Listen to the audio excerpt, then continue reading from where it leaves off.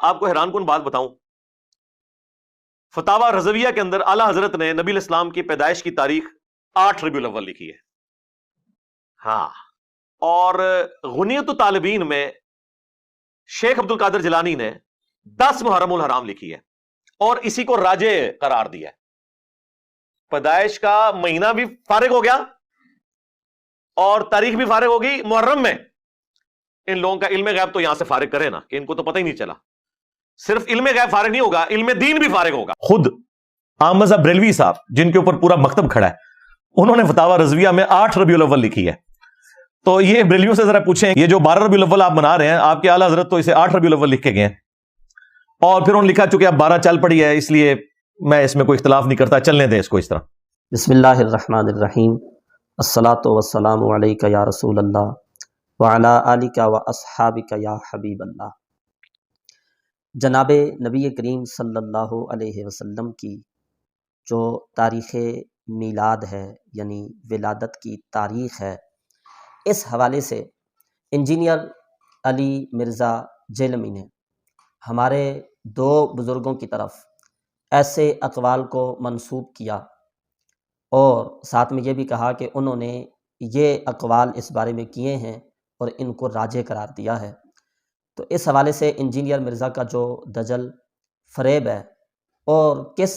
طریقے سے اس شخص نے دجل سے کام لیا اور کس طرح جھوٹ ان کے سر باندھا ہے، وہ ہم آپ احباب کے گوش گزار کرنا چاہتے ہیں. اس نے حضور سرکار بغداد غوث اعظم حضرت سیدنا عبد القادر جیلانی رحمۃ اللہ تعالی علیہ ورضی اللہ عنہ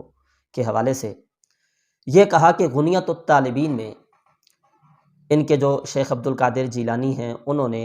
میلاد شریف کی تاریخ جو ہے وہ 10 محرم لکھی ہے اور اس کو راجح قرار دیا ہے. ساتھ آگے حضور عبد القادر جیلانی رحمۃ اللہ تعالی علیہ ورضی اللہ عنہ کی ذات پر پھر جو ہے نا طعن و تشنیع بھی کرتا ہے، کہتا ہے اچھا ہوا جو انہوں نے یہ لکھ دی، اس سے تو ان کا علم غیب بھی فارغ ہو گیا. علم غیب تو علم غیب سے رہا، یہ ان کے بارے میں علم غیب کا دعویٰ رکھتے ہیں، اس سے ان کا علم دین بھی فارغ ہو گیا. یعنی حضور غوث پاک رضی اللہ تعالیٰ عنہ کے بارے میں کہہ رہا ہے کہ وہ دین کے علم کو بھی نہیں سمجھتے تھے، ان کے پاس دین کا علم بھی نہیں تھا. پہلی تو میری گزارش ہے اس کے فالوور سے، اور یہ کہنے والے کہ جی یہ مرزا صاحب جو ہیں وہ فرقہ واریت میں نہیں پڑھتے، تو آپ بتائیں یہ علمی اختلاف کا طریقہ ہے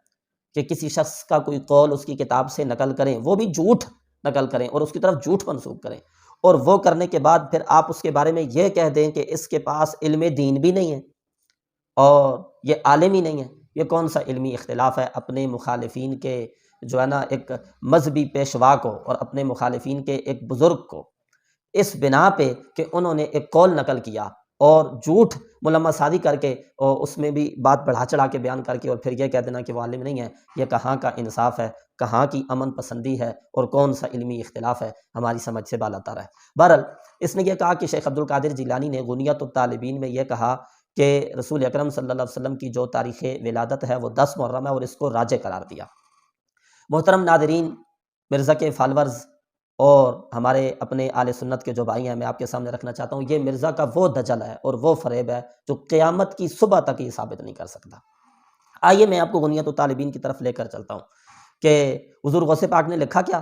کس تناظر میں لکھا، اور اس نے کس طرح سے اس کو دجل و فریب کر کے آپ کے سامنے بیان کرنے کی کوشش کی کہ راجح کو ہو رہی ہے. اصل میں غنیت الطالبین میں جو عاشورہ کے فضائل کا باب ہے، وہ باب آپ نے باندھا تو حضور غوث پاک رضی اللہ تعالیٰ عنہ نے اس میں ایک فصل قائم کی کہ عاشورہ کی وجہ تسمیہ کیا ہے. وجہ تسمیہ کا مطلب میں اپنے عام جو عوام بھائیوں نے سمجھا دوں کہ کسی بھی چیز کے نام رکھنے کی وجہ کو نا وجہ تسمیہ کہتے ہیں کہ اس کا یہ نام کیوں ہے. تو حضور غوث پاک نے فصل باندھی کہ عاشورہ کو عاشورہ کیوں کہتے ہیں، اس کی وجہ تسمیہ کیا ہے. اس میں آپ نے چند اقوال ذکر کیے. سب سے پہلا جو قول ذکر کیا عاشورہ کی وجہ تسمیہ بیان کرنے میں، وہ یہ کہہ کر آپ نے بیان کیا فقال اکثرہم، اکثر علماء کا یہ قول ہے اور یہ کہنا. اچھا ایک بات یاد رکھیں، محدثین کا، ہمارے علماء کا یہ طریقہ ہوتا ہے کہ جو قول ان کے نزدیک معتبر اور راجح ہوتا ہے، اصح ہوتا ہے، اس کو وہ اکثر پہلے نمبر پہ ذکر کرتے ہیں، اور جو قول ان کے نزدیک ضعیف ہوتے ہیں معتبر نہیں ہوتے، لیکن وہ علماء کے اقوال ہوتے ہیں، تو ان کو وہ بعد میں اپنے احباب کو بتانے کے لیے کہ اس بارے میں یہ اقوال بھی ہیں وہ ذکر کر دیتے ہیں۔ تو حضور غوث پاک سرکار بغداد رضی اللہ تعالی عنہ کا بھی یہی طریقہ کار ہے کہ آپ کے نزدیک جو معتبر قول ہوتا ہے اس کو وہ پہلے نمبر پہ ذکر کرتے ہیں، اور آپ الفاظ بھی دیکھ سکتے ہیں، پہلے نمبر پہ جو قول ذکر کر رہے ہیں کہ عاشورہ کو عاشورہ کیوں کہتے ہیں، اس میں لفظ استعمال کیا فقال اکثرہم، اکثر علماء کا یہ کہنا ہے کہ عاشورہ کو عاشورہ اس لیے کہتے ہیں کہ یہ محرم کی 10ویں تاریخ ہے، عاشورہ عشرہ سے ہے، تو یہ محرم کی 10ویں تاریخ ہے، اس لیے اس کو عاشورہ کہتے ہیں۔ آگے دوسرا قول ذکر کیا عاشورہ کہنے کی وجہ میں، کہا فقال بعضهم، بعض علماء نے یہ کہا ہے۔ تو یہ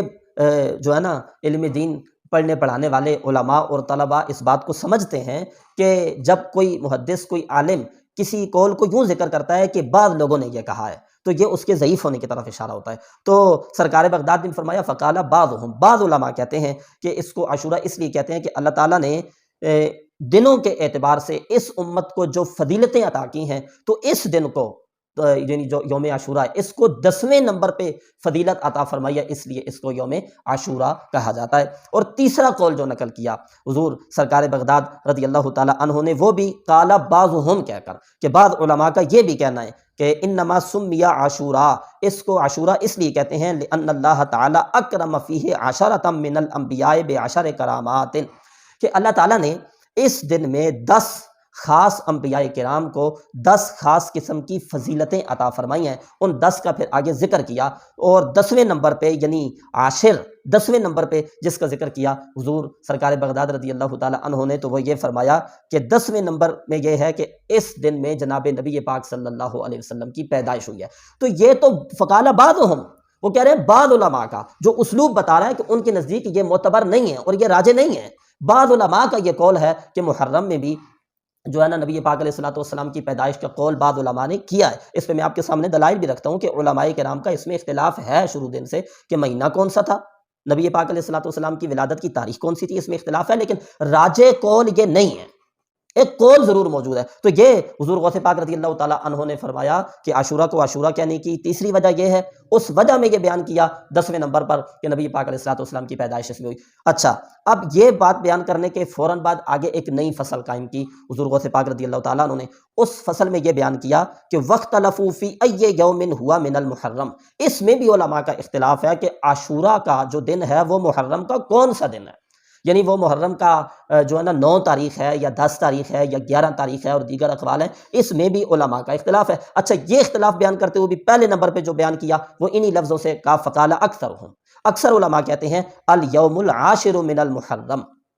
عاشورہ کا جو دن ہے جس کو یوم عاشورہ کہتے ہیں وہ محرم کا جو ہے نا 10واں دن ہے، یعنی محرم کی 10ویں ہے، 10ویں تاریخ ہے، اس کو یوم عاشورہ کہا جاتا ہے۔ اس میں حضور غوث پاک رضی اللہ تعالی عنہ نے آگے فرمایا وہو الصحیح، یہی صحیح ہے۔ لیکن مرزا چونکہ جاہل ہے، اس کو معلوم ہی نہیں یہاں بات کس کی ہو رہی ہے۔ پچھلی فصل کا آخری جملہ یہ تھا کہ بعض علماء کا یہ قول ہے کہ رسول اکرم صلی اللہ علیہ وسلم کی پیدائش محرم میں ہوئی، اگلی فصل میں یہ ذکر کر کے کہ عاشورہ کون سا دن ہے اس میں اختلاف ہے، پہلا قول یہ ذکر کیا کہ وہ محرم کی 10ویں تاریخ ہے، اور کہا یہی صحیح ہے، یعنی غوث پاک نے کہا نا وہو الصحیح، یہی صحیح ہے۔ اس سے مراد یہ نہیں ہے کہ یہی صحیح ہے کہ پیدائش 10 محرم کو ہی ہوئی، اس سے مراد یہ ہے یہی صحیح ہے کہ عاشورہ محرم کی 10ویں تاریخ کو کہتے ہیں۔ تو اب آپ دیکھیں کس طرح کا یہ دجل کرتا ہے۔ غوث پاک رضی اللہ تعالیٰ عنہ کہہ رہے ہیں صحیح یہی ہے، عاشورہ محرم کی 10ویں کو کہتے ہیں، اور یہ کہہ رہا ہے کہ انہوں نے کہا صحیح یہی ہے کہ رسول اکرم صلی اللہ علیہ وسلم کی پیدائش جو ہے وہ 10 محرم کو ہوئی ہے، حالانکہ حضور غوث پاک رضی اللہ تعالیٰ عنہ نے وہو صحیح کہہ کر یا معتبر کہہ کر یا کوئی بھی ایسا لفظ کہہ کے اس قول کو کہ رسول اللہ کی پیدائش 10 محرم کو ہوئی، بالکل بھی اس قول کو آپ نے راجح قرار نہیں دیا۔ اس بارے میں کہ عاشورہ 10ویں محرم کو کہتے ہیں، اس کو آپ نے معتبر اور صحیح کہہ کے راجح قرار دیا۔ آگے پھر فرمایا بعض علماء کا یہ بھی کہنا ہے کہ یوم عاشورہ جو ہے والحادی عشر منہ، کہ محرم کا جو 11ویں تاریخ ہے، کچھ علماء نے یہ بھی کہا وہ ہے ونقل عن عائشہ، اور حضرت ام المؤمنین سیدہ عائشہ رضی اللہ تعالی عنہا سے مروی ہے کہ یہ یوم عاشورہ ہے وہ محرم کی 9ویں تاریخ ہے۔ تو آگے وہی جو آپ کے نزدیک معتبر اقوال نہیں تھے لیکن قول موجود تھے وہ آپ نے ذکر کیے، پہلے نمبر پہ صحیح اور معتبر قول ذکر کیا کہ عاشورہ جو ہے وہ محرم کا 10واں۔ تو آپ کے نزدیک راجح نبی پاک علیہ الصلوۃ والسلام کا میلاد 10 محرم کو ہوا یہ نہیں ہے، بلکہ راجے آپ اس کو کہہ رہے ہیں کہ محرم کی 10ویں تاریخ کو عاشورہ کہتے ہیں، یہ راجے ہے، اس کو سمجھنے کی ضرورت ہے، اور یہ مرزا کا دجل ہے اور یہ مرزا کا فریب ہے جو غوث پاک رضی اللہ تعالیٰ عنہ کی طرف ایک جھوٹی بات کو وہ منسوب کر رہا ہے۔ دوسرا، اعلیٰ حضرت امام احمد رضا محدث بریلی رحمۃ اللہ تعالیٰ علیہ کی طرف جھوٹ منسوب کیا، کہتا ہے جی کہ بریلیوں کے جو اعلیٰ حضرت ہیں انہوں نے فتاوی رضویہ شریف میں 8 ربیع الاول کا قول کیا، اور یہ لکھا ہے کہ 8 ربیع الاول نبی پاک صلی اللہ علیہ وسلم کا جو ہے وہ یوم میلاد ہے۔ پہلے یہ بات ذہن میں رکھیں کہ محدثین کا، علماء کا اس بارے میں اختلاف آ رہا ہے کہ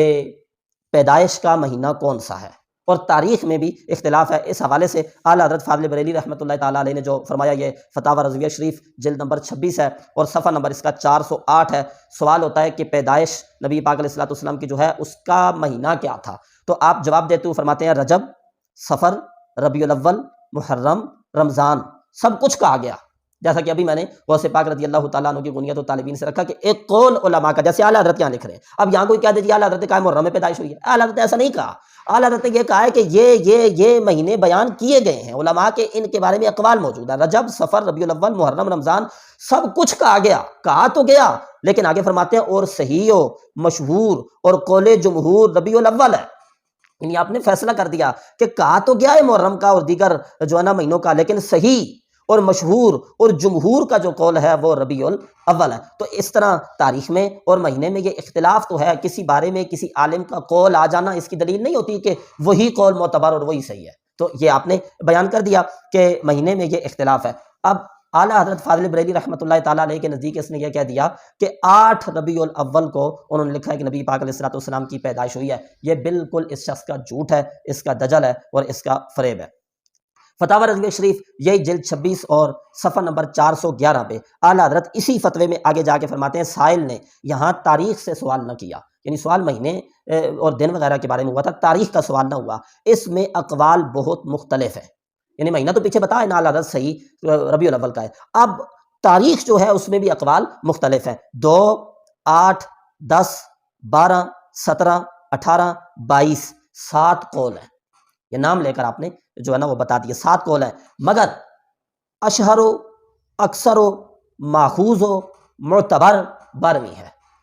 اب آپ اندازہ لگائیں، جو امام 12ویں کو اشہر، اس میں تفضیل کے صیغے کے ساتھ، اکثر، ماخوذ اور معتبر کہہ رہے ہیں،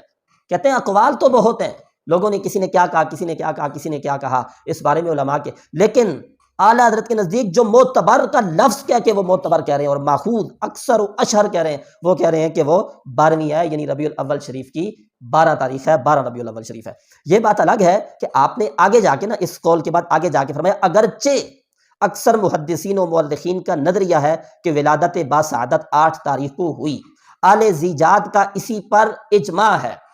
یہ اگرچہ کے لفظ پر آپ غور کریں، یعنی کہ 12 تاریخ جو ہے 12 ربیع الاول شریف جو ہے وہی ماخوذ اور معتبر ہے، اشہر و اکثر ہے، اسی کے مطابق اعلیٰ حضرت نے فتویٰ دیا اور وہی تاریخ پوچھنے والے کو آپ نے بتائی، لیکن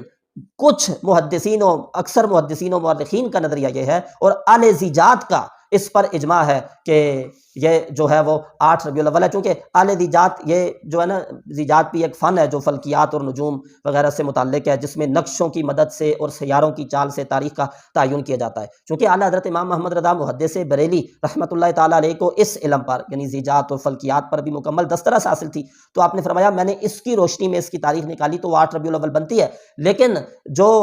قول بتایا جائے گا اور جس کو معتبر قرار دیا جائے گا وہ آل زیجات کا قول نہیں ہے، وہ جو ہے نا آل سیر کا قول ہے۔ تو آل سیر کا جو قول جو جس پہ آپ نے فتویٰ دیا اور جس کو راجح قرار دیا، جس کو معتبر کا لفظ لکھ کے کہا کہ یہ معتبر اور ماخوذ ہے، وہ 12 ربیع الاول شریف ہی اعلیٰ حضرت محدث بریلی رحمۃ اللہ تعالیٰ علیہ نے ذکر کی ہے۔ تو یہ اس شخص کے دجل ہیں، فریب ہیں، بس چھوڑتا رہتا ہے لمبی لمبی، ادھر کی بات کو ادھر کر دیتا ہے، ادھر کی بات کو ادھر کر دیتا ہے، اور آخر میں یہ کہنا چاہوں گا کہ حضور غوث پاک رضی اللہ تعالیٰ عنہ کے بارے میں جو اس نے ہرزہ سرائی کی ہے اور یہ کہا ہے کہ غوث پاک رضی اللہ تعالیٰ عنہ کے پاس تو علم دین ہی نہیں ہے، علم غیب تو دور کی بات ہے، تو یہ بات کرتے کرتے اللہ کے ولیوں کے خلاف جو بولتا ہے نا تو اللہ تعالیٰ کی طرف سے پکڑ تو آتی ہے، اس سے خود ایسی جہالت سرزاد ہو گئی کہ انہوں نے صحیح کسی اور چیز کو کہا ہے، یعنی انہوں نے اس کو کہا ہے کہ عاشورہ کا جو دن ہے وہ 10 محرم کا یہی صحیح ہے، یہ اس فتوے کو کسی اپنی جہالت کی وجہ سے کسی اور طرف لگا رہا ہے کہ انہوں نے معتبر اور راجع اس کو قرار دیا ہے کہ نبی پاک صلی اللہ علیہ وسلم کی ولادت جو ہے وہ 10 محرم کو ہوئی ہے، اسی سے اس کی جہالت کا پول کھل جاتا ہے، کیونکہ اس کلپ میں اور اس ویڈیو بیان میں اس نے حضور غوث پاک رضی اللہ تعالیٰ عنہ کو کہا تھا کہ علم دین سے فارغ، اس سے خود ایسی جہالت سرزد ہوئی اور ایسی غلطی ہوئی کہ جس سے اس کا پول کھل گیا کہ یہ بھی ملمس شادی کر کے باتیں کرتا ہے، اس کے پاس بھی جہالت کے سوا اور کچھ بھی نہیں ہے۔ اللہ تعالیٰ اس کے دجل و فریب سے اور جھوٹے الزامات سے امت مسلمہ کو بچنے کی توفیق عطا فرمائے۔ وآخر دعوایا ان الحمدللہ رب العالمین۔